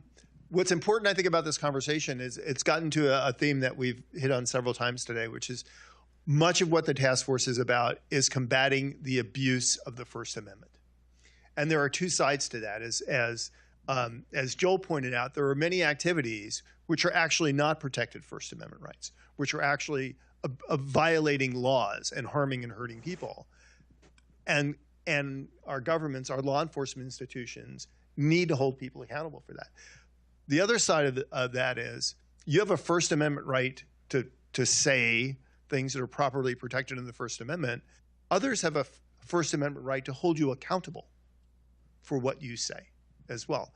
And I think it's very important to recognize that both parts of that are a crucial and critical part of that. And the reason why I wanted you guys to talk about the IRA definition is it is the starting point.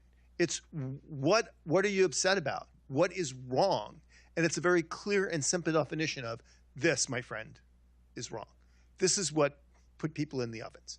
This is what allowed people to butcher other people on October 7th and other people to say, I don't have a problem with that, right? Because they have no respect for those simple, clear, moral, concise words.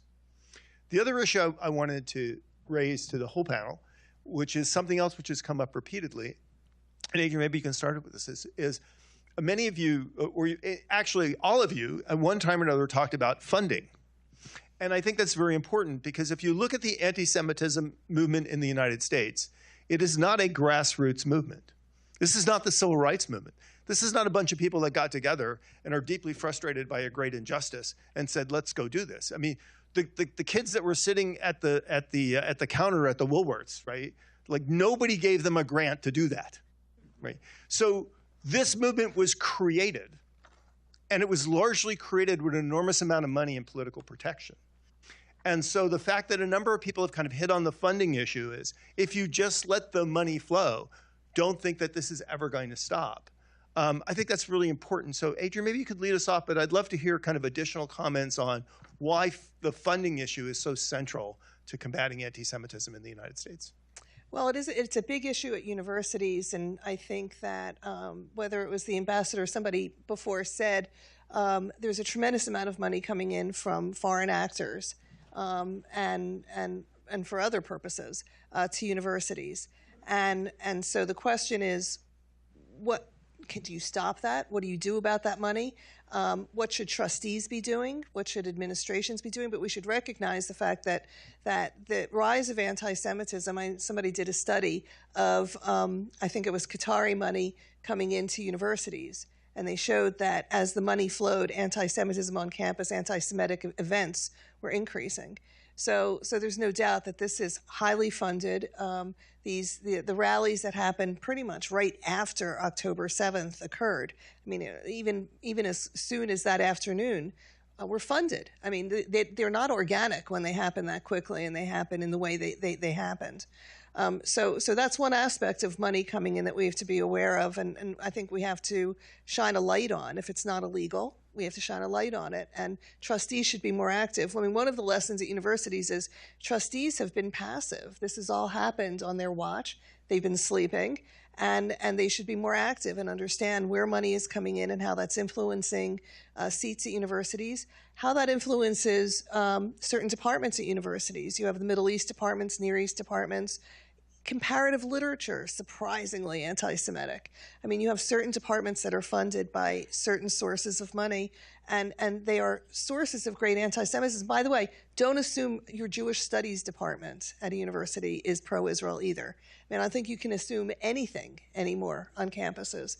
So we see that. And there's the reverse, which is how much money should trustees, how much money should alumni be putting in? How should the money be earmarked? And I think it was very surprising when the Palestine Rights Literature Festival occurred at Penn, there were people who had given endowments, and some of those endowments were used to sponsor an anti-Semitic event on campus. And these are highly affiliated Jews whose money was being used to fund something anti-Semitic, which is shocking, but it happened. And so being more involved, controlling more how the money is used, and being more activist on campus is really important. Sure. I just have a little to add to that. I think there are three things happening, right? The first, and one of the most shocking things to me that we've learned in the last few months, is the extent to which there's an association between the presence of the radical faculty, right, who are anti-Zionist, pro-BDS, and the prevalence of student-on-student harassment, right? Like there's a very strong relationship between those two things, right? The problem is that those faculty are being funded by foreign gifts and by the government under Title VI of the HEA. So we need to shut that off.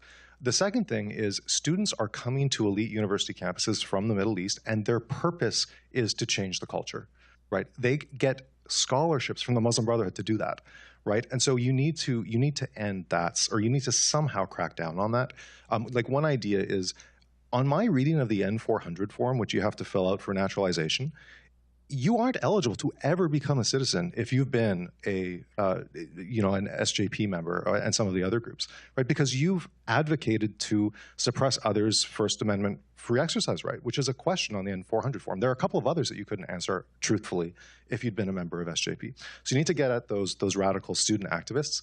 And then the third thing is the tens of millions of dollars being spent on DEI, right? Like DEI, as others have explained on this panel, it primes people to view others and make snap judgments based on identity group. And that's why you have a whole bunch of people who probably couldn't find Israel on a map, who are all of a sudden rallying for Hamas, right? Because they've been primed to always believe that whoever is oppressed is in the right? They're the virtuous ones, right? And so, University of Michigan spent $75 million on DEI in a 5-year period, and they did student surveys about inclusivity and belonging at the front end and the back end, and guess what? They fell, right? They fell sharply. Right, and so we need to defund DEI. 2 states have done it in a comprehensive way. Now they're trying to enforce those laws, but we need to help others to replicate the Florida and Texas reforms. I have an anecdote on this. A few years ago, just to give you an idea of how organized this movement is, I went undercover at an event that was being hosted on the campus of Harvard University by a group called Open Hillel. And this organization, they were targeting student leaders, not just at Harvard, but from across the country. They flew in hundreds of student leaders from across the country, from different student governments, and they had a combination of professors that were instructing these roughly 300 young adults. It was a combination of avowed Marxist professors and Middle Eastern professors as well, some of whom were Jewish. And they were actually targeting students who were planning to go into diplomacy, and also a number of students that were going to education, including Jewish education at numerous left-wing synagogues. And I know that was just scratching the surface. That was one conference amongst, I'm sure, many dozens that were held that year. That's where the money's going. I'm sorry, can I just add one thing? I actually took Arabic at Columbia, and there is recently, after 9/11, and there is a book that's used called Al-Kitab at all the universities, all the elite universities. And in that book, by the way, you learn how to say, my father is a translator at the United Nations, and my uncle is an officer in the Jordanian army, before you learn how to say, please, can I have a glass of water? And the point of the book, as somebody explained to me, was, and Israel kind of doesn't exist on the map. It's Israel while Palestine, Israel and Palestine on the map in the book. And this is used by everybody who studies Arabic in this country. And the point of the book, and I think the point of what happens in a lot of our Middle East departments and in universities, is Egypt is the culture, Islam is the religion, Palestine is the cause. And this goes through when you study language, you study culture. And so this is an example of what happens at our universities, where you would not know otherwise, that slowly you're being inculcated into this Palestine is the cause, Israel is the enemy. Sorry. Yeah, this inculcation is extremely problematic. It takes place over a long time. As I've said before, the majority of American people are not with these radicals who hate America and hate Israel and hate Jews. But they are getting increasing purchase in the institutions that help drive our culture. And there's a tremendous book that I would recommend by a guy named Josh Moravchik. It talks about how David became Goliath. It's about how Israel was one of the most admired countries in the world in 1967. And now, as a result of a concerted 50-plus year effort, Israel is the most vilified country around the world. And it doesn't happen by accident. It happens because these funded organizations make a real strategic effort, and they try to change how the culture works and how people view things from these commanding heights. And it's a very depressing book, but I took an optimistic message from it, which is if they can make this plan over a 50-year period to vilify Israel, then we can make a plan to counter it and to turn things around in the right direction. So, I think the important takeaway from this conversation is if you care about the funding issue, there are kind of multiple pathways, right? Some of it's U.S. government funding, some of it's state funding, some of it's foreign funding, and some of it's philanthropic funding, some of it actually coming from the Jewish community itself. And so you need a multi-phased way of going after this. So I have another question. For the panel. Jay Green, a colleague of mine at Heritage Day, has done some awesomely tremendous work on the DEI issue and ESG and also on anti-Semitism in the United States. And we wrote this article, and it wasn't political because we're not political. We're nonpartisan. But it's not about politics, not about what political party you belong to. It's ideologically, how do you view yourself in America and the worldview? And our argument was, if you actually look at the American Jewish community, it's increasingly liberal. And increasingly, many of the people that are marching in the street in support of Hamas are people that they would say, these are the people I go to cocktail parties with. And part of the argument we try to make in there is in many ways, aren't your core beliefs much more akin to what American conservatives believe than what a lot of American leftists believe? And I raise that point in part because, and to be fair and humble and a little bit humiliated, it's actually difficult to honestly say that American conservatives have had combating anti-Semitism as a mainstream issue. If you go to conferences, and it's not necessarily something that, but it's not because conservatives, are fine with anti-Semitism. They're not, because it's a threat to religious liberty and all the other kind of things that we hold dear. It's not because they don't care about Israel, because I would argue today support for a recognition of the importance of the U.S.-Israeli bilateral relationship is a pillar of modern conservative agenda.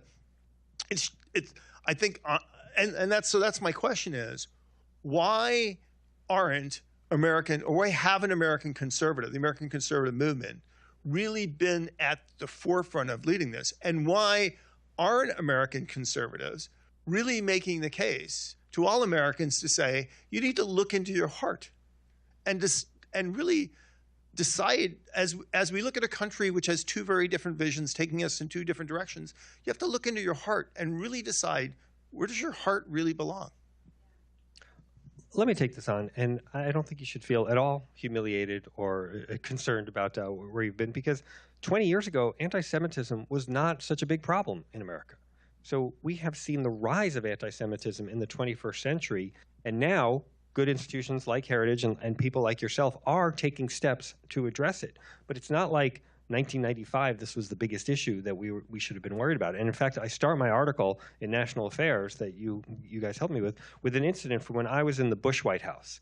And I had a meeting in the West Wing with Jay Lefkowitz and Elliot Abrams. The three of us sat down to talk about the issue of anti-Semitism when there were some disturbing trends after 9/11 that we were worried about and led to the meeting. And we tried to discuss whether we should have some kind of George W. Bush administration initiative to fight or combat anti-Semitism from the federal level. And after extensive discussion, we decided we shouldn't, because it wasn't that big a problem then. Now, I also, in that article in National Affairs, revisit this issue. And I say now, 20 years later, you bet we should do it, because it's a much bigger problem today. So I actually want to laud conservatives for looking into the issue now, standing at the forefront with Jewish Americans and saying, we're going to stand against anti-Semitism because it's against everything we as conservatives stand for. I guess I would say one of the reasons that we were maybe late, if we were late getting to it, and and AFPI has been working on this for over a year now, right? And so it's not a brand new interest for us. But I would say part of the reason for that is that the problem is most apparent in the most liberal places, right? The problem is not apparent in the places that we spend most of our time. And all you have to do is look at the excellent reports that have been put together, identifying the campuses with the highest number of instances, and they're all in the Northeast and California, right? And so it's been a problem that's been apparent to those most apparent to those who live in these places. I won't speak for Jay Green, but he's been writing about this for years. I started to see it because I spent a lot of time on university campuses, right? And so that's the place where it sort of became apparent to me that something really pernicious was happening. And I think it has very deep roots. The roots, I think, go back decades. But I think it exploded. It started to explode to the fore just a few years ago. Well, I don't think you're late at all. I think it's the opposite, which is I'm so thankful that Heritage has assembled this national task force. El Al is the national airline of Israel and has to fly to Israel, but United doesn't, and they do, and I'm so thankful that United does. And there are Jewish organizations that take up anti-Semitism, and they're Jewish. You kind of expect it. And the fact that Heritage has assembled this group and has assembled a group that's primarily not Jewish to take up this issue, I'm just particularly thankful that you're doing it. Do you have a quick thought? Okay, I would, because I want everybody here and in our huge online audience, and I really want to thank for the people that tuned in online. The response has really been incredible, and we're just so thankful, appreciative. But I would hope you all would stay with us for just one more bit, which I really believe is the most important part of this entire event. And so I want to ask our other co-chair, Luke, to come to the stage and lead us in what I think is the most important thing we're going to do today. So, Luke? I mean, you guys can, why don't we go ahead. Thank you.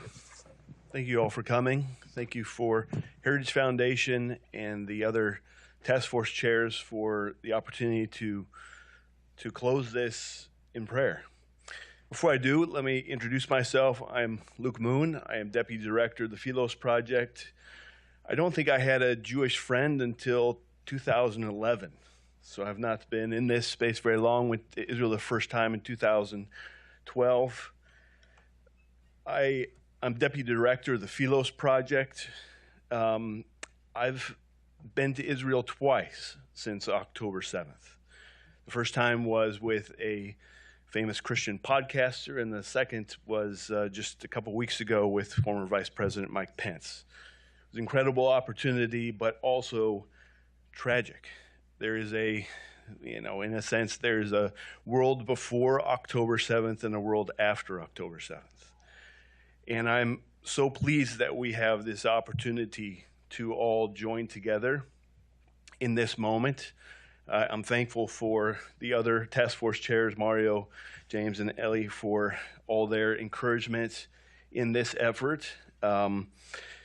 This is a civilizational moment we are in. The spirit of Amalek is aroused once again. And I think what has become very clear to me over the last several months has been